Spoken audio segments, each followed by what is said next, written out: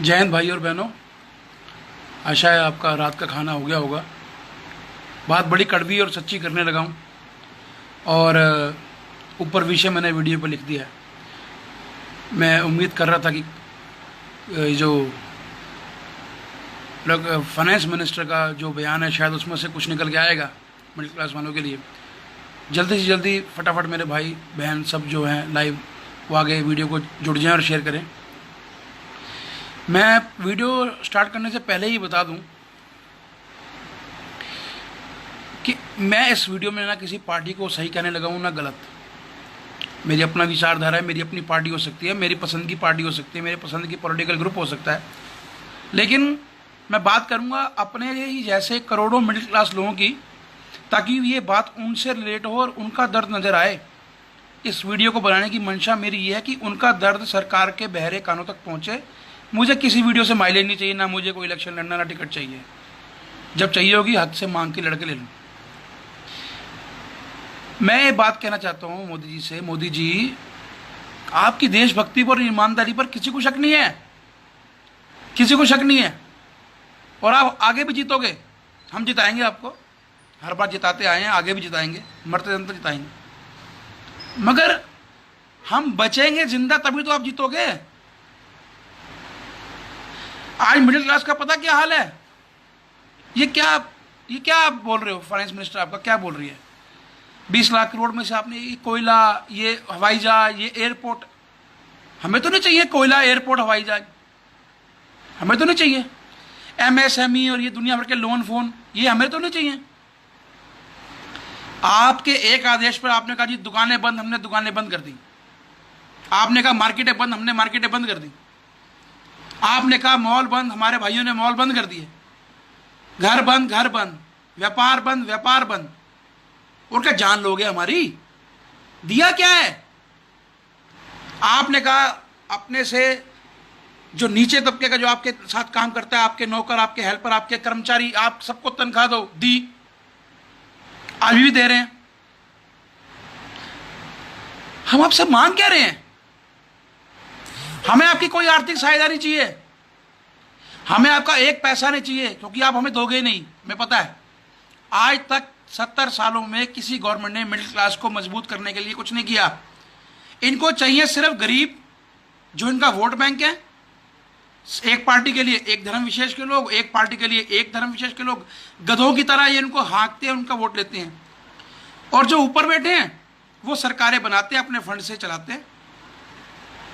हमें आपसे 2 कौड़ी नहीं चाहिए और आप दोगे भी नहीं। हम आपसे ये चाहते हैं, बोल बोल के थक गए सोशल मीडिया पे मेरे ऐसे लाखों करोड़ों भाई बहन, कि भगवान के लिए आप 6 महीने बैंकों की ईएमआई रोक दो, उनको ऑर्डर कर दो कि 6 महीने कोई व्यापारी को परेशान नहीं करेगा। स्कूलों को बोल दो कि आप जब तक स्कूल खोलेंगे नहीं, 2 4 6 महीने आप फीस नहीं लोगे, जो इच्छा से देना चाहें दे, नहीं तो आप किसी का नाम नहीं काटोगे। आप व्यापारी की हेल्प नहीं कर सकते तो उसको मारो मत। कोई बेवकूफ मुख्यमंत्री शराब के ठेके खोल के यहां उस पर टैक्स लगा के अपनी जेबें भर रहा है। क्या कोरोना सिर्फ उनको भी लगेगा जो शराब की लाइनों में लगे? नहीं लगेंगे, उनको नहीं लगेगा? अरे बेचारे दुकानदारों की दुकान पे पूरे दिन में 5-10 ग्राहक आते हैं, किसी से 100 कमा लिए, किसी से 50, किसी से 200, किसी से 400 करके 800-900 रुपए दिन का कमाते हैं, तो उनकी गाड़ी चलती है। घरों में बैठे हैं हम सब। 20 लाख करोड़ अंडा मिला है हमें किसी को भी। मैं इतना बड़ा मोदी का भक्त हूं, हमेशा रहूंगा, था, संघ का कार्यकर्ता हूं, संघ बाल काल से स्वयंसेवक हूं। जिंदगी भर मैंने अपने खून से पार्टी को सींचा है। पार्टी के चक्कर में अपने घर को, बिजनेस को मैंने हमेशा दांव पे रखा है, नुकसान उठाए हैं इलेक्शनों में। फिर भी मैं आज अपना दर्द बताना चाहता हूं, क्योंकि मेरी ईमानदारी मेरे देश के प्रति है, किसी पार्टी विशेष के प्रति नहीं। और मुझे आपसे मोदी जी कोई नाराजगी नहीं है, सिवाय कुछ चीजों के।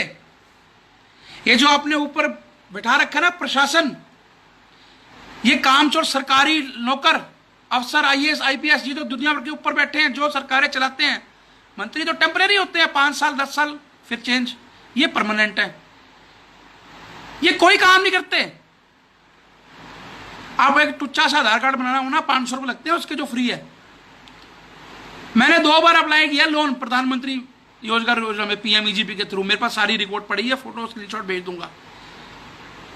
दोनों बार मेरी फाइल ऑनलाइन रिजेक्ट होगी। यार बड़ा बड़ा लिखते हो अपनी साइट पे कि टाउट से सावधान रहे, दलालों से सावधान रहे, हमारे किसी को डायरेक्ट डील नहीं करते। और दुनिया भर लोगों के फोन पे मैसेज आते हैं रोज, प्रधानमंत्री की स्कीम में लोन ले लो। और वो एजेंट कहते हैं आप अपने, तुम्हारे में दम है तो पास करा के दिखा दो अपनी फाइल। हमारी सेटिंग है शास्त्री भवन में, हमारी सेटिंग है कृषि भवन में, हमारी सेटिंग है वहाँ कस्तूरबा गांधी मार्ग में, जो भी इनका केवीआईबी और केवी जितने भी इनके वो हैं, 100 एंड 100। सिर्फ मेरा ही नहीं, किसको लोन देते हो आप? किसी को नहीं देते। 5 आदमी को देके 50 आदमी की आप विज्ञापन बनाते हो, कोई भी सरकार आए चाहे। आप बहुत अच्छा काम कर रहे हो, मैं आपके लिए जान भी दे सकता हूं मोदी जी। सारी जिंदगी आपके साथ चलूंगा और सारा देश आपके साथ है, था, हमेशा रहेगा। राष्ट्रीय मुद्दे पर, हिंदुत्व के मुद्दे पर हमें खुशी है, हमें संतोष है। लेकिन अगर हम जिंदा ही नहीं रहेंगे तो आपकी सरकारें बनाएगा कौन? आपकी आवाज कौन पहुंचाएगा नीचे तक? फेसबुक पे, सोशल मीडिया पे लोगों के मैसेज आते हैं झुग्गी वालों के कि हमारे यहां राशन बांटने मत आओ, हमारे घर भर गए। फिर भी आप वहीं जा रहे हो। एक दूसरे की मदद कर रहे हैं लोग। मैं सल्यूट करता हूं आरएसएस के स्वयंसेवकों को, जिन्होंने हजारों हजार थैले राशनों के बांटे हैं और सर्व सेवा करते हैं। सल्यूट करता हूं सिख भाइयों को। अभी भी देखा मैंने उनकी स्कीम लंगर की, उन्होंने कहां नहीं पहुंचाया सामान। बकवास करते हैं दिल्ली के गवर्नमेंट के लोग और सारी दुनिया के लोग, बेवकूफ बनाते हैं लोगों को। किसी को 2 आने की चीज नहीं मिली। कम से कम 20 आदमी ऐसे हैं जिनके राशन कार्ड, कूपन, आधार कार्ड होते हैं, सब कुछ होते, भी भूखे मर रहे थे। उनको मैंने आरएसएस वालों से और सरदारों से, गुरुद्वारों से, और मैंने खुद अपने घर से उनकी हेल्प की है। कोई दिल्ली सरकार किसी को कुछ नहीं दे रही। बकवास करते हैं सब दुनिया भर की ऐड करके। मैं कह रहा हूं मिडिल क्लास को मारो मत, ये देश की रीढ़ की हड्डी है। आपकी एक आवाज पे हम चलते हैं। अगर हम नहीं रहेंगे तो आपकी सरकारें नहीं बनेगी। ये जो झुग्गी झोपड़ी वाले हैं ये किसी के नहीं होते, ध्यान रखना मोदी जी। कड़वी बात कह रहा हूं यहाँ पे, क्या किसी को बुरी लग जाए। आज आपको गद्दी बिठाया, कल ये लात मार देंगे आपको। इन्होंने 70 साल में किसका साथ दे दिया? और ऊपर के जो घराने हैं वो तो, उनको कोई फर्क नहीं पड़ता। वो तो वोट ही नहीं देते, वो तो वोट ही नहीं देते। चुनाव के टाइम में घूमने चले जाते हैं कुल्लू मनाली शिमला। हमें जो टैक्स भी भरते हैं, फीस भी भरते हैं, किराया भी भरते हैं, तनख्वाह भी देते हैं, हमारी हर चीज लोन पे चल रही है, ईएमआई पे। आपसे भीख नहीं मांग रहे, सिर्फ समय मांग रहे हैं। भगवान के लिए आप 6 महीने, साल बैंकों को इतना तो कह सकते हो कि भाई बिजनेसमैन को तंग मत करो, उनकी ईएमआई रोक दो। अभी उनके पास पैसे लिमिटेड है कि खाएंगे तो जिंदा रहेंगे। हम अपना काम फिर से शुरू कर देंगे, हम अपना बिजनेस फिर चला लेंगे। मगर जो तलवार लटकी है ना कि महीने के 50-60 हजार रुपये किस्त कटनी है, वो उसका क्या करूं? कैसे जीऊं? कैसे लोग मेरे साथ, मैं अकेले, मेरी आवाज नहीं है ये करोड़ों मध्यम वर्गीय लोगों की आवाज है जिनकी जिंदगी ईएमआई पे चलती है। 20 लाख करोड़ रुपए दे दो, सारे अपने अधिकारियों को खा जाएंगे मिलकर, जैसे खाते रहे हैं। सारे नेता आपके खा जाएंगे, स्टेट गवर्नमेंट अपना अपना हिस्सा खा जाएंगी। ये झूठ है, ये फिल्म चलती है झूठी। किसी को कुछ नहीं मिलता धरती पे। 500-500 रुपये डायरेक्ट आपके जरूर आए हैं जनधन योजना में, गरीबों के खातों में। मैंने कंफर्म किया, हमें तो वो भी नहीं मिले। क्या हमारी 500 की औकात भी नहीं है? मैं आपको बार बार कह रहा हूं, हमें आपसे एक चवन्नी नहीं चाहिए। कम से कम स्कूलों को डंडा तो कर सकते हो, ऑर्डर तो फ्री में निकलना है कि इनसे 6 महीने की फीस मत लो, या जब तक स्कूल नहीं खुल रहा आप इनसे फीस के लिए तंग मत करो। चलो स्कूल को भी हम मैनेज कर लेंगे। बैंकों को तो आप लिख के दे सकते हो, वो तो आपके अंदर आते हैं सारे बैंक, चाहे प्राइवेट है चाहे पर्सनल है, चाहे गवर्नमेंट के हैं, कि 6 महीने, साल आप कोई ईएमआई नहीं लोगे, कोई ब्याज नहीं लोगे। बिजनेसमैन और मिडिल क्लास मर रहा है। क्या चाहते हो आप? यहां लाशों के ढेर लग जाएं, सड़कों पे लोग आत्महत्या करके मरते नजर आएंगे 2-3 महीने के बाद। बता रहा हूं मैं आपको, किसी का कोई काम नहीं रहा। 90% दुकानें बंद हो गई हैं जिनकी किरायों में थी, क्योंकि उनके सिक्योरिटी में पैसे कट गए और अब उनके पास पैसे नहीं है घर में चलाने के लिए। वो माल भरें या क्या करें? 3 महीने से घर बैठे हैं, 2 महीने से वो खा रहे हैं, ईएमआई चल रही है। मेरा ये निवेदन है, कोई भाई बंधु मेरी वीडियो को देख रहा हो या अगर अच्छा लगे आपको ये मेरी बात, मेरी दिल की आवाज, मैं सरकार की नीयत पे कोई शक नहीं कर रहा, मैं सिस्टम की सच्चाई बता रहा हूं। इन्होंने हमें कुछ नहीं देना। अब कोयले बांट रहे हो यार, समुद्र में जहाज चला रहे हो, पानी का जहाज चला रहे हो, एयरपोर्ट। पागल हो क्या आप? हमें पागल समझा है? हमें कोयले से क्या मिलेगा? कोयले की आप प्राइवेट नीलामी कर दोगे, फिर आपके वही बड़े खान जो उद्योगपति हैं उनकी ऐश हो गई, बिजली बांट दो कल उनको। यार आप जो मर्जी करो, कोयला बांटो, बिजली बांटो, पहाड़ बेचो, नदी बेचो, रेगिस्तान बेचो, जो मर्जी करो, देश बेच दो।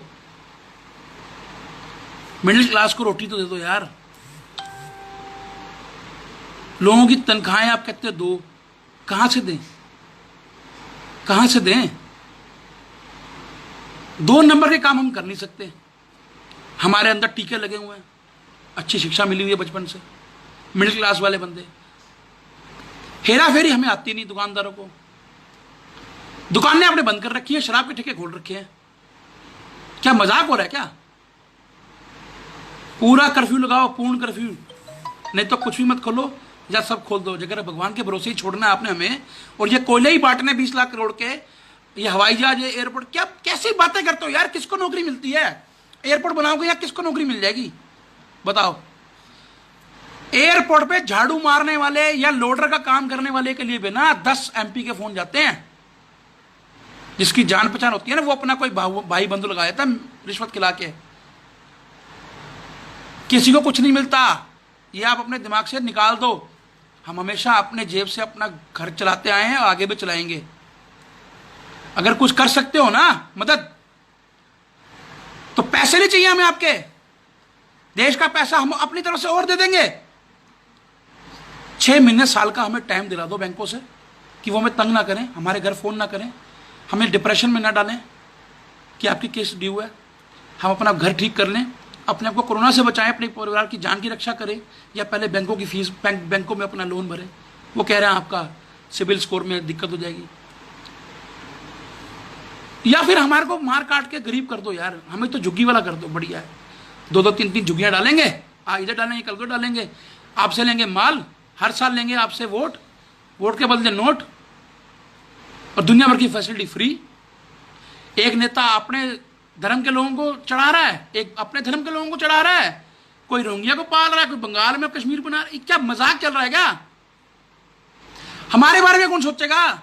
सरकारी नौकरी हमें नहीं, वीजा लेने जाओ, बाहर नौकरी करने के लिए जाना चाहो तो 50,000 कागज कार्रवाई, बैंक में पैसे लोन कोई हमें नहीं देता, नौकरी हमें नहीं मिलती। प्राइवेट काम करने वाले लड़के लड़कियां गवर्नमेंट के काम करने वाले लोगों से 100 गुना ज्यादा बुद्धि और 100 गुना ज्यादा साफ नीयत रखते हैं। लेकिन गवर्नमेंट की नौकरी में सब दामाद बन के बैठे हुए हैं। बैठो यार, आपने मेहनत की होगी, आपकी किस्मत है, आप बैठो, हमें आपसे कोई मतलब नहीं है। मेरी वीडियो को PMO तक शेयर हो जाए, ये इतनी वीडियो खतरनाक तरीके से वायरल कर दो कि ये जो दर्द है ना, ये भक्त का दर्द नहीं है, बीजेपी सपोर्टर RSS बाल स्वयंसेवक का दर्द नहीं है। ये दर्द है भारत के एक आम मध्यम वर्गीय शहरी का, जो साफ सुथरी जिंदगी जीना चाहता है, ईमानदारी से काम करके टैक्स भर के अपने बच्चों को पालना चाहता है, लेकिन वो ऐसा कर नहीं पा रहा। इससे पहले कि सड़कों पे लोग आत्महत्या करके ढेर लगा दे, बिजनेसमैन अपने आप को गोली मार लें या फांसी लगा लें, मोदी जी ये कोयले फोयले हमें नहीं चाहिए, ना हमें एरोप्लेन चाहिए, ना ट्रेनें चाहिए। 6 महीने साल का बैंकों को टाइम दिला दो, और कुछ लोन बिना दलालों के और बिना ट्राउट्स के और बैंक वालों को बोल के कि सख्ती से मेहनत करने वाले, रोजगार को जानने वाले नौजवानों को बुला बुला के दे। हम तो लोन लेके भी काम करने को तैयार हैं। हमें तो आपकी 1 रुपए की भीख नहीं चाहिए, हम उसका ब्याज देंगे, इंटरेस्ट, लेकिन कुछ दो तो सही। भूगल भोगी हूं, कुछ नहीं मिलता किसी को, सब बकवास है। कागज के आंकड़े बनाने वाले सरकारी, दिखाने वाले सरकारी, न्यूज चैनल भी सरकारी, बेवकूफ बनने वाली जनता भी सरकारी। आग की तरह ये वीडियो फैल जाए और सुबह तक PMO में घंटी बज जाए कि ऐसे लोगों का दर्द सामने आ रहा है।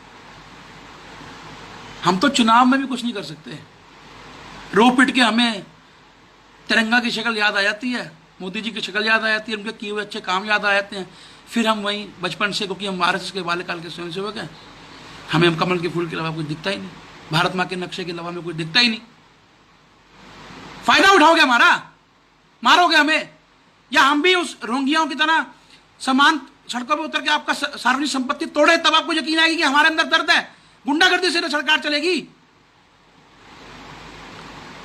लाखों लोगों की लाशें देखोगे तब अकल आएगी आपको। क्या मजदूर सड़कों पर पैदल जा रहे हैं बेचारे, इतनी उनकी वीडियोस देख देख के मेरा इतना दिल रोता है पूरा दिन, कुछ नहीं कर रहे आप उनके लिए। शर्म हो ना, तो मेरी बात का ध्यान रखिए, कुछ कर लेना। जय हिंद।